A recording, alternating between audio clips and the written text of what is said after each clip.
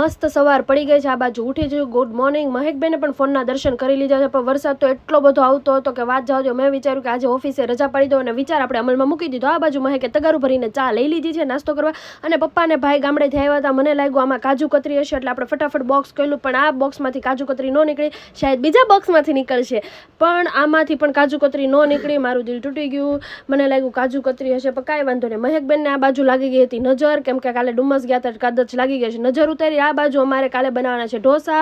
સિંચન જોતા જોતા આપણે અહીંયા ઢોસાનું બેટર રેડી કરી નાખ્યું, અને રજા હોય એટલે ઘરનું બધું કામ આપણે જ કરવાનું હોય, એટલે આપણે કચરા પોતા ફટાફટ કરી નાખ્યા, બધે પોતા મારી દીધા. મહેકબેને પણ વાસણ ધોઈ નાખ્યા, અને આપણે ધોવાની હતી ગાડી, એટલે આપણે ફટાફટ નીચે પહોંચી ગયા, કેમ કે કાલે ડુમસ લઈ ગયા હતા ગાડી, એટલે ગાડી તો આખી કદડો ભરાઈ ગઈ હતી. એટલે ફટાફટ મસ્ત વરસાદનો ઉપયોગ કરીને આપણે અહીંયા ગાડી ધોઈ નાખી છે, પણ વરસાદ બહુ ધીમો થઈ ગયો હતો એટલે પાણી ભરી લીધું, અને મસ્ત આપણે મારી ચંપા ચમેલીને નવરાઈ દીધી, ગાડી મસ્ત સાફ કરી દીધી. ફટાફટ આપણે ઉપર આવી ગયા.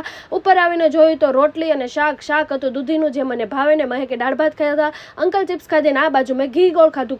કોણ મારી જેમ જ્યારે શાક સારું ન હોય તો ઘી ગોળ પણ ખાઈને કામ ચલાવી લે છે? કમેન્ટ કરજો. બસ આજ માટે આટલું.